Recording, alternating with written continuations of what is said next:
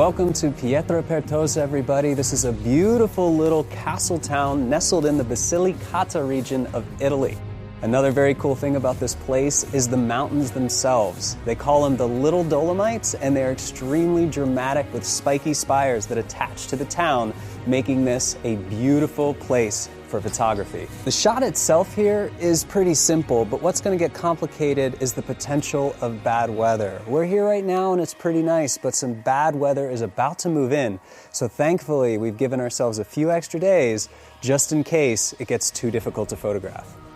There is nothing about this landscape that isn't dramatic. The jagginess of the spires, the beauty of the old castle, almost medieval looking town, make it spectacular not just for photography, but for visiting as well.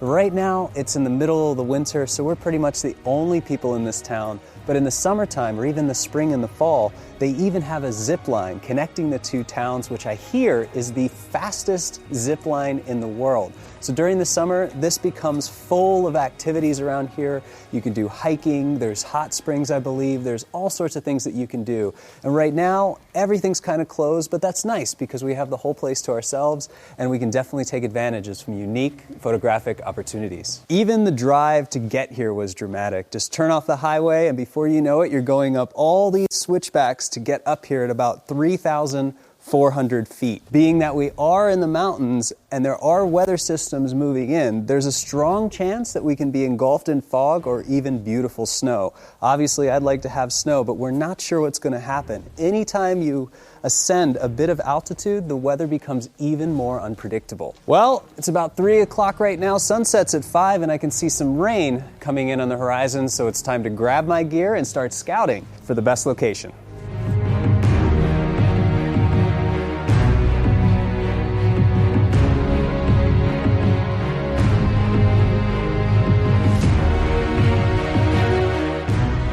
Well, full disclosure here, we had hoped we could get this shot in 1 to 2 days. In fact, the original plan was to spend 2 days here and then 2 days in the neighboring town to try to get a total of 2 to 3 shots to work on in total.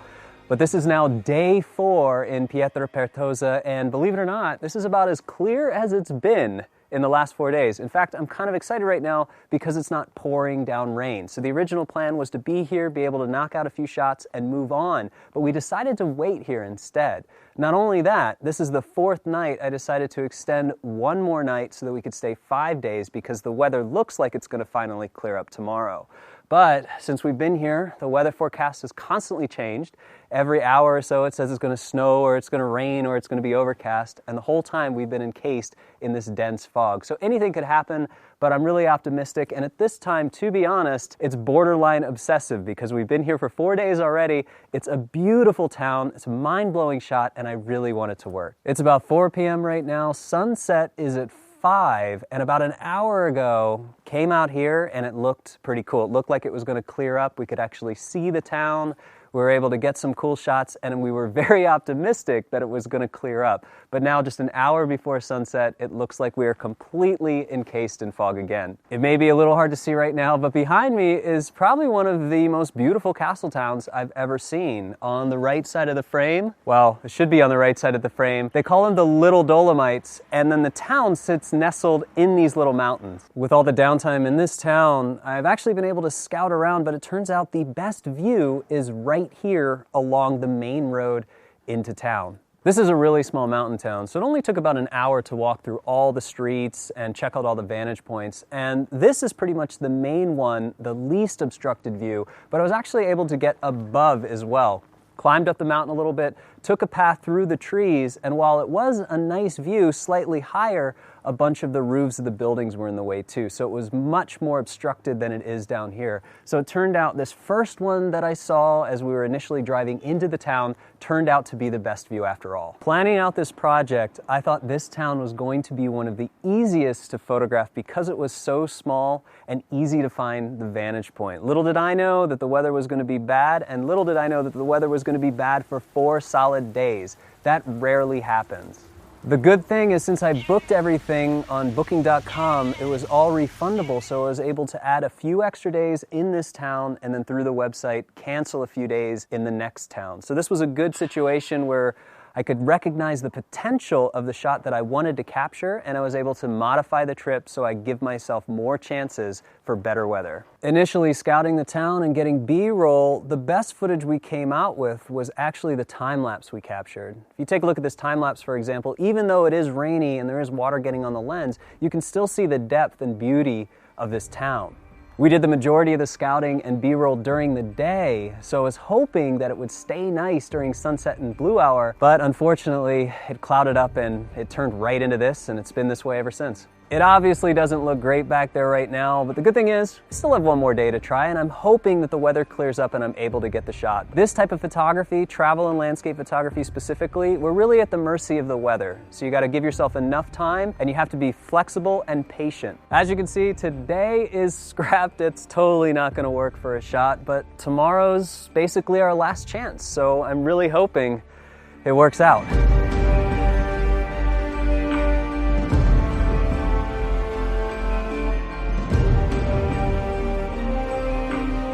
It's now our 5th and final day in Pietrapertosa. I woke up very early at 6 a.m., looked outside, and it looked relatively clear, so I walked all the way back up here, and I was able to get an okay shot. Honestly, by my usual standards, the shot itself was just okay, but considering we've had 4 solid days of nothing but rain and mist, being able to see the town and a little bit beyond this morning was definitely better than it's been. After shooting this morning, I was very lucky to get something. Watching the forecast, it's been crazy. It keeps changing. We never know if we're gonna go in and out of fog, so getting that one shot that was usable felt really good. And I got it just in case the weather didn't improve, but as you can probably notice behind me, the weather's actually looking really good now, and we're only an hour from sunset. I also want to point out that I am standing in the exact same spot I was when we couldn't see anything behind me. This morning the shot was just okay, and to be honest, the sun was setting behind the mountain over there, so it was completely out of my shot. Now I'd love it if the sun was setting right behind my shot here, but I am pretty fortunate that during sunset it is setting off to the left here, so if I'm lucky there'll be a little clear strip in the sky and I may get a little bit of color and light as well. Initially scouting this location, I thought that this spot was going to be the best, but here's when subtle changes to your position have drastic effects on your composition.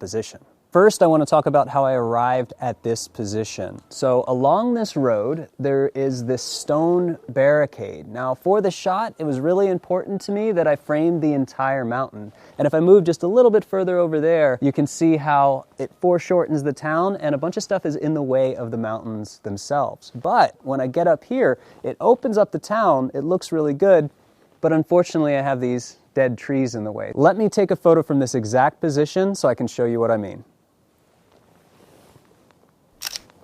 As you can see, we can see all the mountains, the complete town, but unfortunately there are a lot of dead trees and different things blocking the view. It's very important to me. I want to try to shoot this at a wide angle, so I'm going to see what I can do to change my position a little bit and get around the trees. Now what I'm going to do, I'm just going to walk around the corner here. This looks like it is a public parking area, but the place I'm going to put my camera is right next to somebody's front door, so I don't want to be disruptive and make any noise. I'm going to do this as quietly as possible out of respect. So here's the new position. I'm going to go ahead and take a shot so we can compare them both together.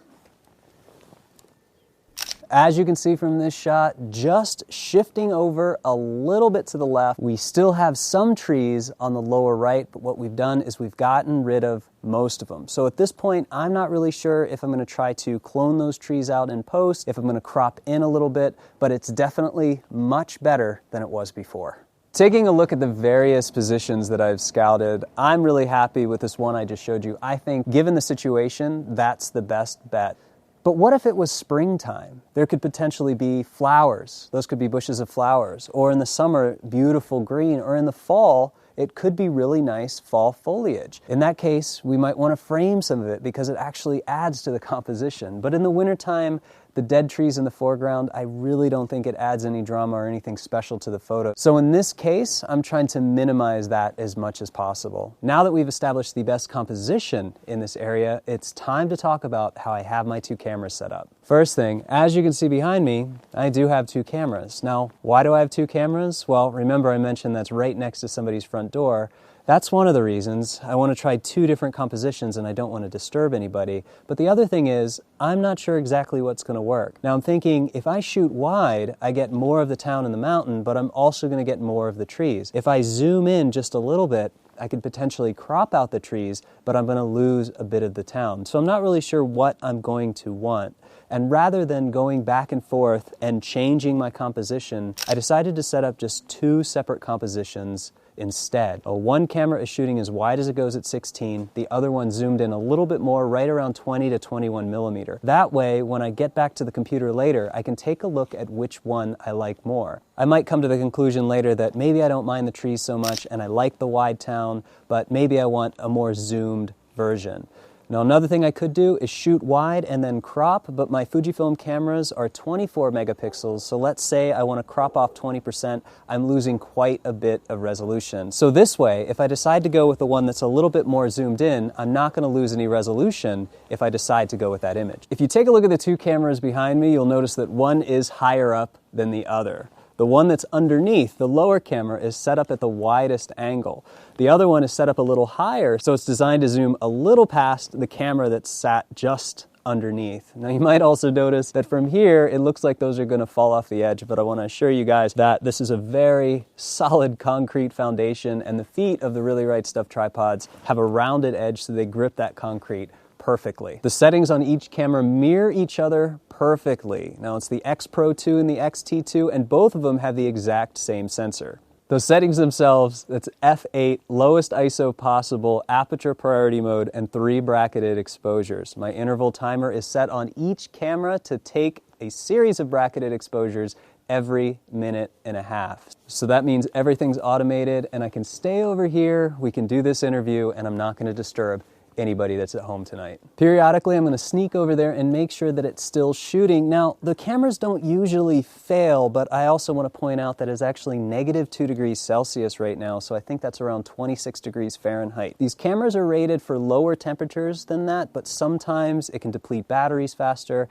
Sometimes things can tend to freeze up, so to speak. So it's always good, even if you have your cameras automated, to double check every 5 or 6 minutes just to make sure everything's still working 100% properly. I was able to set up the cameras and start the interval timer process about 15 minutes before sunset. Now, unfortunately, it clouded up completely, so there were no colors in the sky. I think it's going to be a really nice blue hour. The lights in the city have just started to come on. I still need to wait for it to get a little bit darker, and once it does, I think it's going to be really beautiful. It's gotten pretty dark outside. We are just at the end of the blue hour. I've been back and forth checking my cameras to make sure everything's okay, and we've almost wrapped up shooting for the night. One thing that was really interesting, what I didn't expect, is because it's so cold outside, everybody had fires, which meant that the town itself became really smoky. So for 4 days, we were fighting thick fog and rain, and now that that's all gone, tonight we seem to have a lot of smoke in the town. From my shot this morning, I'm not sure if there was much chimney smoke or if there was just a little bit of fog, so it's going to be fun to go into post-processing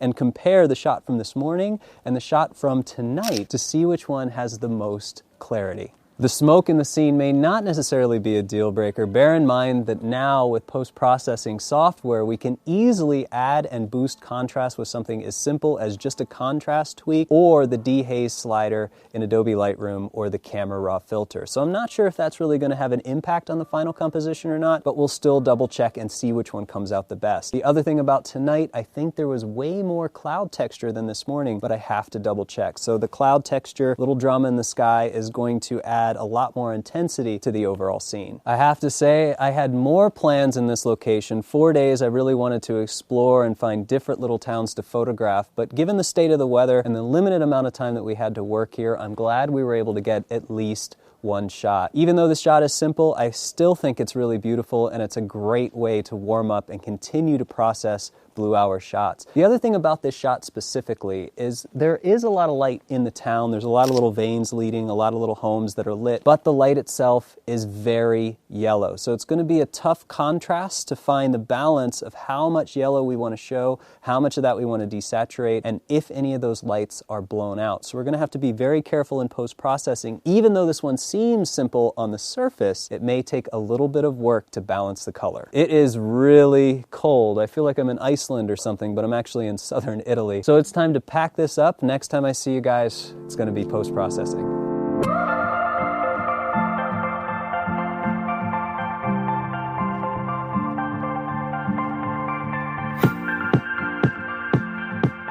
Welcome back to the post-processing studio, everybody, and I have to say it's much warmer and drier here in the studio than it was in Pietrapertosa, and the one thing that we can't control is the weather, so we try to make the best out of every situation. That being said, I shot a couple mornings and a couple blue hours, and I decided that the PM blue hour was the best one to go with. So the first thing I want to do is open up Lightroom here. As you can see, there's only a few raw files in here, and I went ahead and culled the files down quite a bit. Remember, I was shooting in interval timer mode, so there were quite a few. I actually brought a few different ones, and I'll explain that in just a minute.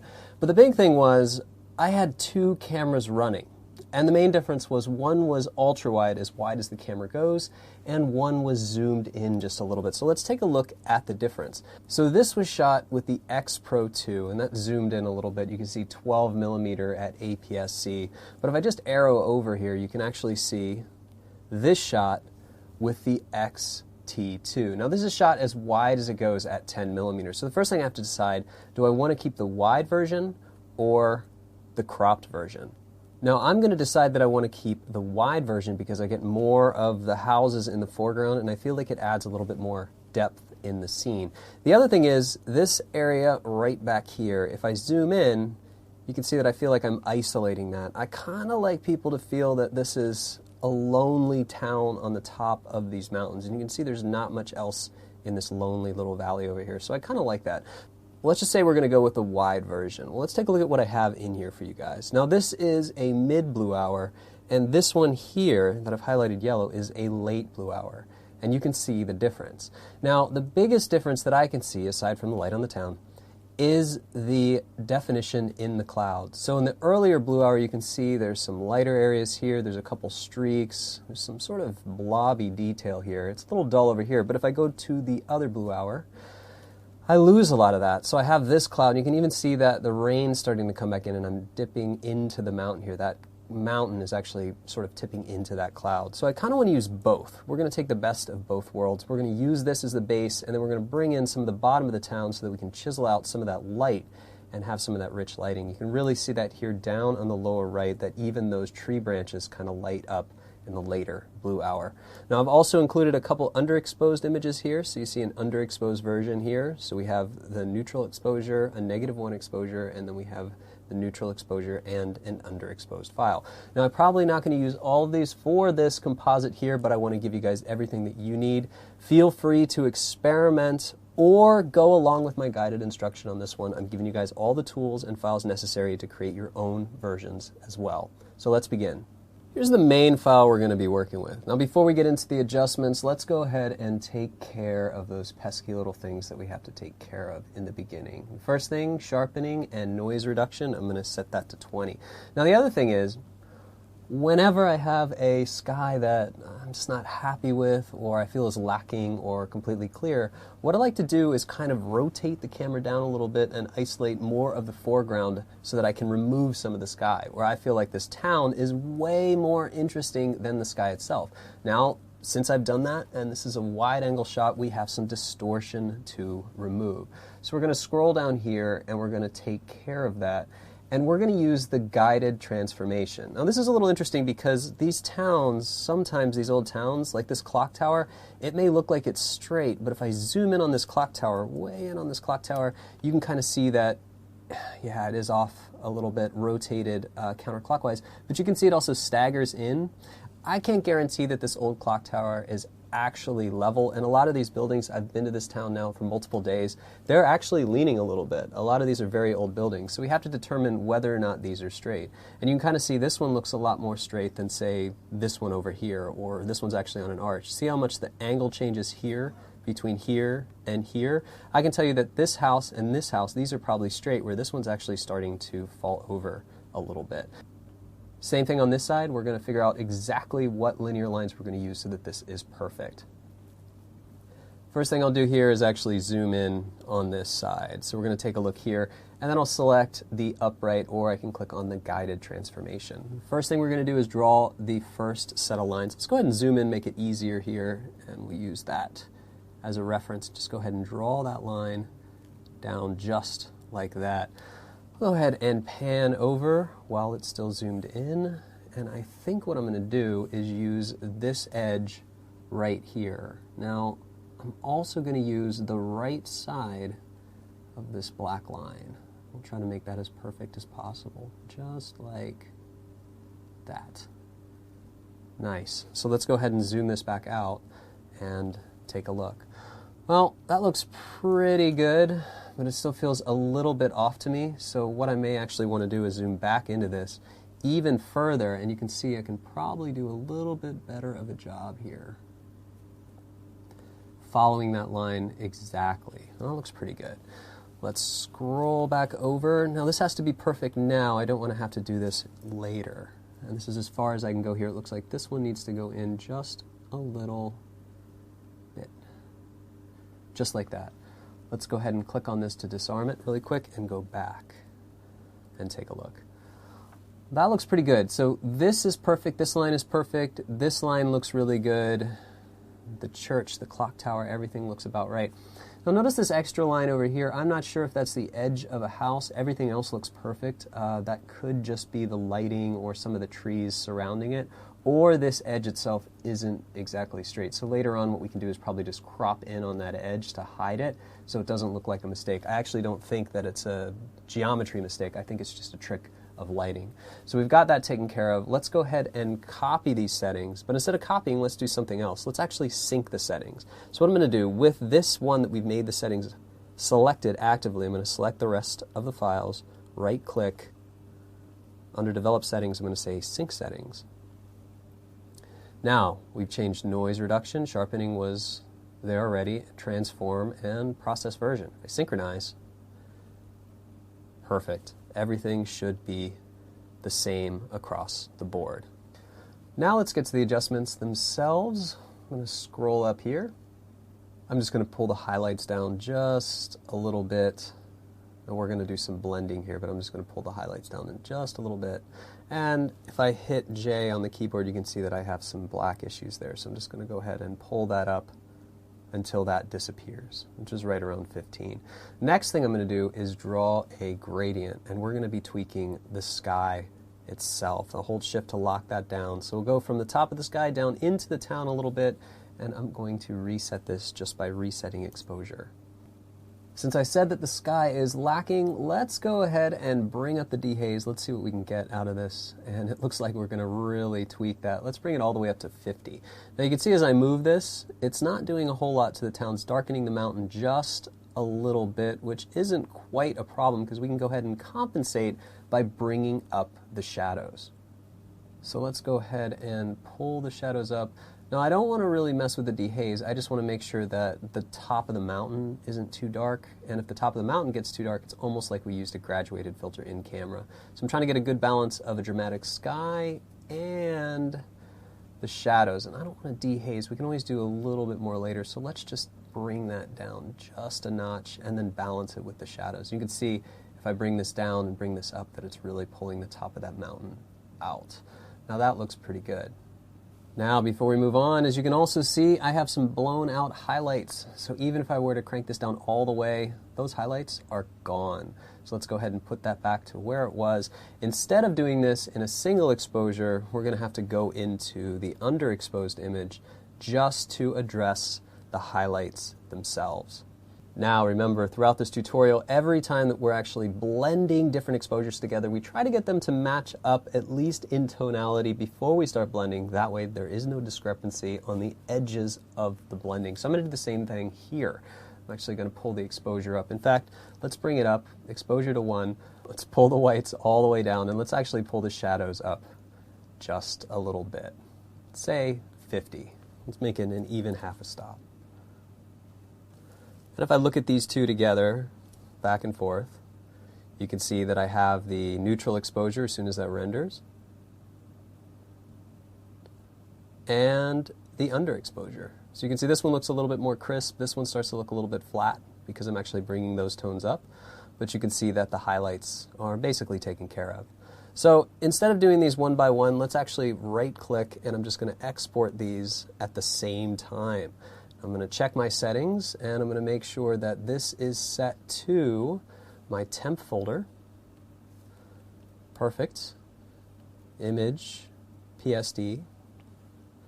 ProPhoto 16-bit, and open in Photoshop when we're done, and I'm going to click Export.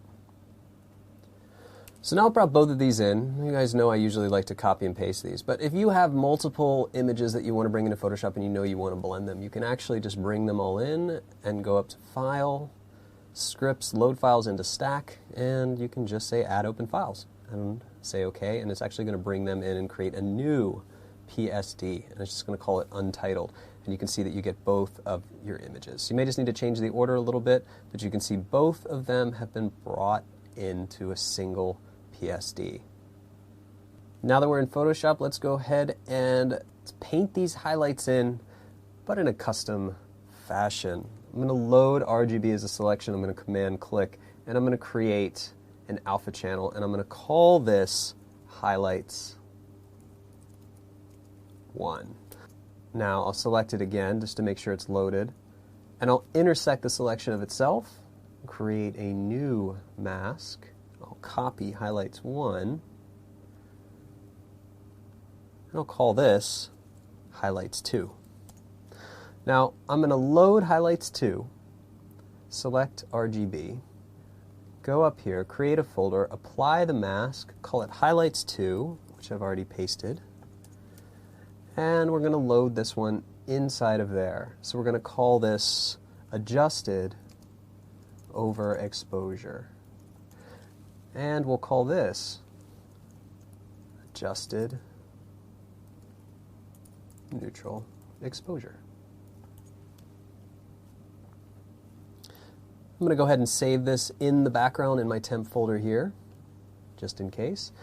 And what we're going to do, you can see that we've replaced the highlights here just a little bit. And you can see it's not like that much extra has been done, but you can see even in the clouds, I'm kind of making the clouds a little bit more dull. I've spent all that time in Lightroom trying to get them to be more intense. So let's just go ahead and do this selectively now. With this layer selected, I'll hold Option, create a new mask, a black mask, and we're actually just going to brush in the areas that we want. I'm going to make sure that white is selected, and I'm just going to go ahead and zoom in a little bit here, just so we can see everything really clear. Now the first highlight, obviously this one down here needs to be adjusted. Some of these down here need to be adjusted.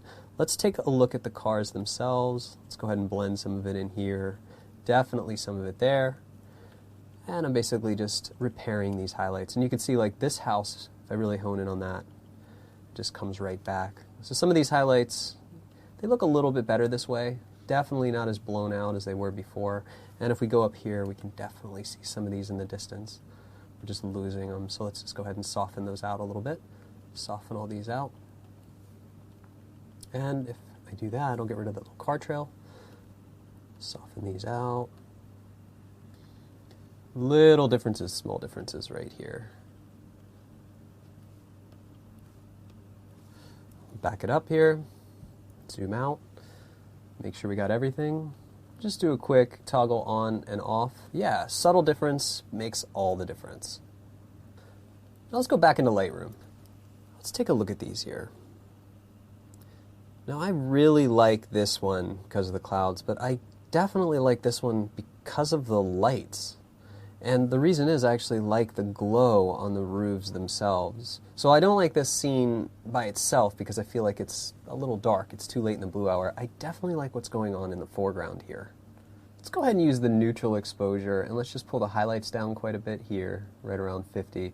Let's pull the whites down just a little bit. And I'm not going to use all the highlights, just the ones in the foreground. And let's go ahead and compensate by pulling the shadows up just a little bit. So we'll call this 50, if I can actually get it to stop at 50. Let's call it an even 50 all around. Just like that. And I'll go ahead and export with previous.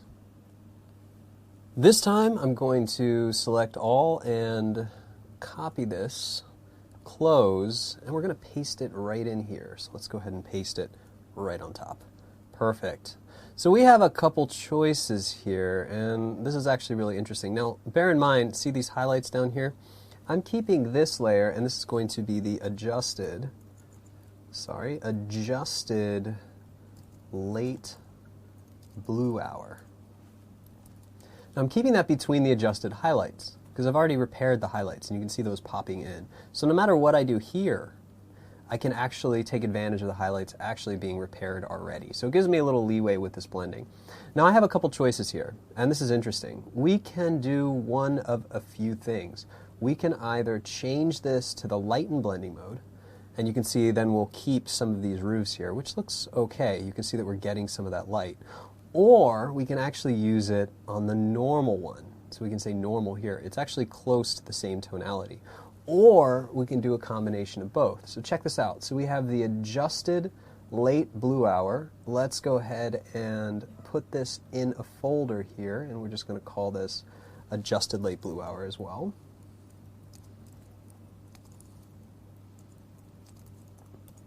Folders keep everything organized. And we're going to set this one to lighten. And what I'm going to do is just go ahead and mask in some of this one. So let's go ahead and create a black mask on this, and I'll start with a gradient.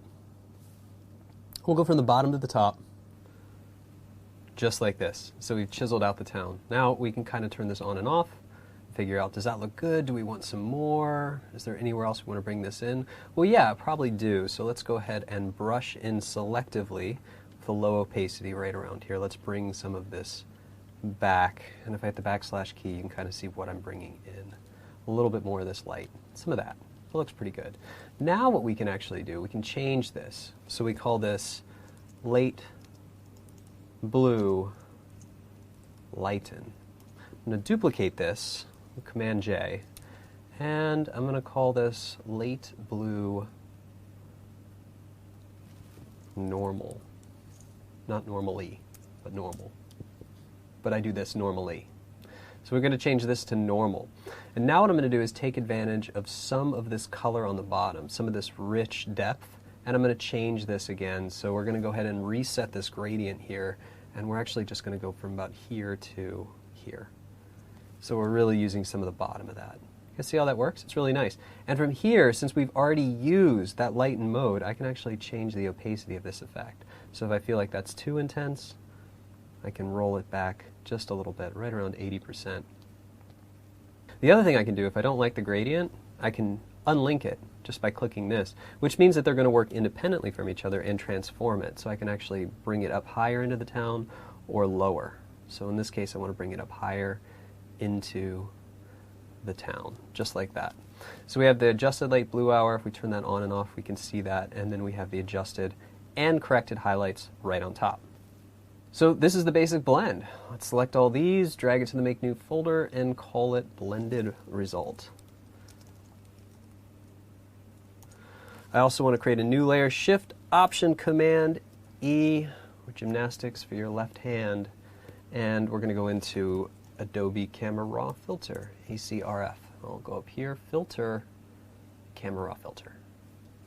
Now, I'm not going to lie, I was not happy with the 4 days of rain, and this shot itself, you know, it's interesting. It has some elements. It's a beautiful town. I mean, that's really what it has going for it. It is a unique to the world look of a town. I've never seen anything like it.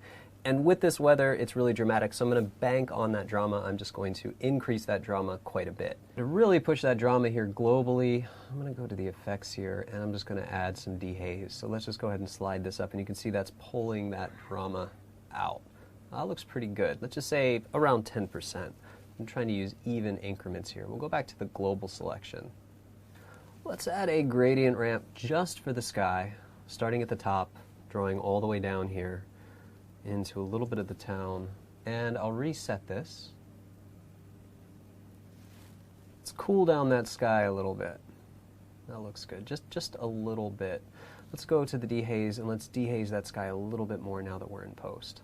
And to compensate, let's go ahead and lift the shadows up, just for the top of the mountain. I can even say that I don't want quite as much of that to happen or occur. So I can move this up and have it really not affect the town quite as much, allow me to do a little bit less of a shadow boost to get that back, and I can probably roll the dehaze around just until I get it right. Now the reason I cooled it is I used a early blue hour. So early blue hour looks more like this. It's kind of gray, not quite as blue as a blue hour should be. So just by tweaking the temperature, I can get that rich blue that I'm looking for. Not a lot, just a little bit. The second thing that I might want to do is add another gradient to the bottom here. Since I used that darker blue hour, let's go ahead and reset this. And I have a little bit of a clip, so what I'm going to do is bring the blacks up just a little bit, the shadows just a hair, to compensate for that dehaze. With all that, let's apply the result. Next step, I want to mitigate the blue color cast, but I also want to do something about the yellow. So previously I've been using multiple hue saturation layers. This time, let's just use a single one. First, blues, and let's bring that into those cool cyans there. And what I'm going to do is just pull that lightness up. And what I'm looking at here is the front of this building, the facade of this one, and I'll pull the saturation down just a little bit, make adjustments so that I can really hone in on that color. Not really concerned about what it's doing to the sky at the moment, so that's the blues. Let's go to the yellows themselves. So I'm just going to go ahead and expand that into the reds and the oranges. And I just want to tweak this a little bit. What happens if I change the lightness just a hair? Yeah, that's good. Not too much. I feel it's a little oversaturated, so I'm going to bring it down. And this is also going to be selectively done, so 5%. Go ahead and change that mask with a Command I here just to see, and if I shift click it, you'll see the before and the after. So now with that, I think I need to make a few more tweaks to it, mainly in the blues. Go back to the blues and we'll tweak it even more to remove those blues in that saturation, make it really dramatic. We'll go back here and paint it in selectively. So with the brush here, let's go ahead and use a moderate flow, about 25%, 20% should be fine, and brush this in. So the blue color cast here around these homes and some of that yellow on the facades will come out. Really, it's subtle, but it is there. See here, those skylights? Skylights don't need to reflect all that blue. We can even remove some of the blue here in the scene, just a little bit. And actually, if we're going to do that, we need to use a light opacity on the brush. All right, let's go ahead and find the rest of them. Some more blue here, here, and all around here. Perfect. Now the yellow color. Let's go ahead and address some of the yellows globally. Just some of those yellows that feel a bit off, like they're too saturated. That home's okay. I'll just go ahead and remove it just a little bit. That looks pretty good, actually. Now I feel like this is a little dark, and if I look at the histogram here, it doesn't look that bad, but if I look at the colors, click on this, we'll kind of see that most things are distributed, except for the blue. The blue is actually the lightest color that we have. Most of it's clumping up here around the quarter tone and in the dark, so I just want to boost that a little bit and get a little bit more even of a tonality throughout. Now let's do that with a mid-tones mask. So I'm going to go ahead and I already have the highlights, so what I'm going to do is duplicate the highlights, invert it, Command I, and call this shadows. Select everything, and I'm going to remove the highlights and the shadows. It's going to give me the error there, and I'm going to make a new mask. I'm going to take a look at it. I'll name it Midtones. Load Midtones. Click on the RGB, create a folder, Midtone Adjustment. I'm going to create a curves layer inside of there. With this curves layer, you can see the entire histogram. What I want to do is just sort of bump the gamma in the lower midtones, and I'm going to do that just by raising this up, just like that. Turning it on and off, you can see that this is a global boost in the midtones. I probably want to clamp the highlights down just a little bit so I don't affect them too much. Just the dark midtones. And that's going to bring up the overall luminosity of this scene. Very quickly, I don't want it to affect the sky, so I'm going to grab the gradient tool and I'm going to make sure that it only happens from here to here. That looks pretty good. Let's create another curves layer. Now what I want to do is create some contrast. So I'm going to go ahead and change this, pull it down a little bit, but also pull the highlights up. So this is going to give me some rich, deep contrast. I may do that and even pull these highlights down. You can see this to here. Just go ahead and get that to where I like it. I feel it's getting everything that I want, balancing these two. That looks pretty good. So we're going to call this Boost. I'm going to call this Contrast. Next thing I want to address about this scene is the tonality of the mountain itself. The mountain is really blue, the town is really warm, so what I need to do is actually add the warmth back to the mountain without affecting the sky, and add some green and some more warmth back to this landscape, again, without affecting the sky. So let's see if there's an easy way that we can do that. Let's go into the channels, and let's see if a channel gives us a good amount of contrast between the sky and the mountain. So red's pretty good, green's pretty good, highlight's pretty good. Blue is a little bit more powerful. There's a really clean edge around this. So let's go ahead and duplicate the blue channel. And I'm going to call this Inverted Blue 1. The reason I'm doing that is I'm actually going to invert it so you can see that we have the mountain selected and part of the sky not selected. So with this now loaded as a selection, I'm going to go ahead and intersect it and create Inverted Blue 2. And that looks pretty good. I can take it one step further, creating a new alpha, and that looks almost exactly how I want it to look. Now right now you can see I still have some of the sky, so what I'm going to have to do is actually clamp this one. So we're going to call this Inverted Blue 3 Clamped.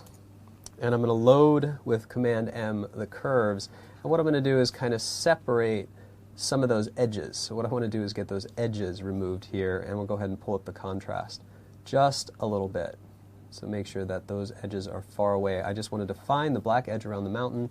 And with the brush tool enabled, what I'm going to do is just remove this from the sky right away. So we'll just go ahead and remove all of the sky. Now here's a really cool trick. Right now, if I were to swap the palette and start painting white, well, what would happen? It's going to paint white everywhere. But what if I just wanted to paint out some of the detail in the mountain but not affect the black? Well, let's play with some different blending modes. Let's try something like color dodge. And I'm going to use a lower flow for color dodge, and I'm going to paint. Now notice what color dodge does. Pretty convenient, actually. It will not affect anything black, but it will affect everything inside of that edge. Now something to bear in mind though, and I just went ahead and undid that. If I zoom in on this edge is very tricky because the more I clamp it, the more I try to isolate it, the more crunchy it's going to get, the more anti-aliasing it's going to get. And if I use the color dodge, I have to be really careful because if I go too much, you can see what's going to happen to those edges. They become crunchy.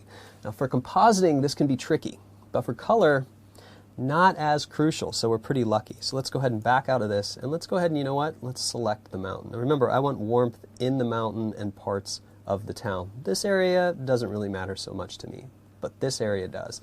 So let's go ahead and brush this in. And you can see I missed some of the sky, so it's actually going to bring that out. I'm going to be really careful here to not get that part of the sky.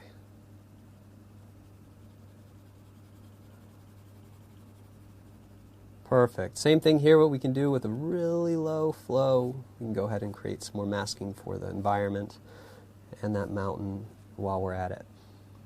Perfect. Let's load this. Go back to the RGB. Select the layers. Create a folder, create a mask. Call this Inverse Blue 3 Clamped. I know, it's actually a lot of naming for one layer. Now let's go ahead and go into Photo Filter. That's a really good way to balance this out. And what I'm going to do is look at the mountain. Let's change it to my favorite one, which is 81, and I'm just going to go ahead and tweak it until I feel that it's removing most of that blue. And I feel like it really is at about 44, 45%. I'm going to zoom in on this so we can see it a little bit clearer. And now I'm going to toggle this on and off. And you can see that it's warming up parts of this village. And that looks pretty good. It's actually giving it a little bit more life. Just like anything else, we're going to call this warming filter. And I'm going to go ahead and zero out that mask black. And we're going to paint this in selectively just like we do everything else. That looks pretty good. We'll use a moderate flow, and I'll just go ahead and start painting this in. Now, one thing, changing these blending modes on your masks, and you're changing them on your brush, and you start painting around on a black mask and nothing's happening, it's actually not a bug in Photoshop, it's a bug in you. And I do this all the time. I accidentally leave it on color dodge. So make sure you toggle that back to normal, and you can start painting. And you can see, there we go. Warm mountain. Offset the cold, which is really nice. Even in this part here, this is really nice because we can go in and we can kind of seek out and destroy any of these areas that feel like they need to be warmed up just a hair because they feel a little too cold. Even some of this color here, some of those whites that we lost. Way over here, we can probably even bring some in. That looks pretty good. Some of this town that looks a little flat, in my opinion. A little flat. We'll bring some warmth in over here as well. Perfect. Looks good. It's exactly what I wanted from that layer. Last thing we can do with the same selection, we have a warming filter. Let's go ahead and add one more photo filter. Let's add a green filter. We'll take a look at it. I just want it in this area over here. So we'll go ahead and zero out that mask by inverting it and paint a little bit over here too. That's all. Just a little bit of green. Bring that color back. Obviously no use bringing green down here. Those trees are dead. Now that I have all this in place, let me just make some small adjustments here. I have the warming filter, just want to make sure that's all intact. That looks pretty good on the mountain. The green itself, I feel is a little too intense, so I'm going to go back into the settings here and roll that down. I feel like the warmth kind of took care of that. Now the one thing on the top I like to add just as one more control is a brightness and contrast. I feel like it could be a little bit more contrasty overall, maybe 8 or 10%, just like that. Now it's time to take a look at our before and after. So this is our almost straight out of camera. This is our adjusted neutral exposure. It's close enough. And then here is the after. So before and after, not terribly different. We've basically adjusted the color. We've done the best that we could with this file. Now saying that, I could go back into the Adobe Camera Raw filter and I can add more dehaze. I could do some selective sharpening to try to like pull out some of these details. Maybe I could make some selections of these roofs, try to change the colors, and just surgically go in there and manipulate things just to pull and remove contrast or add contrast or little things like that. But you know what? Those 4 days were so frustrating. I don't know, it's just so frustrating to me, you know? I feel like I can do better. I feel like if I, you know, yeah, that's what I'm going to do. Forget this, you know, I'm going to go back. I'm going back to Pietrapertosa. This is not photographing the world quality.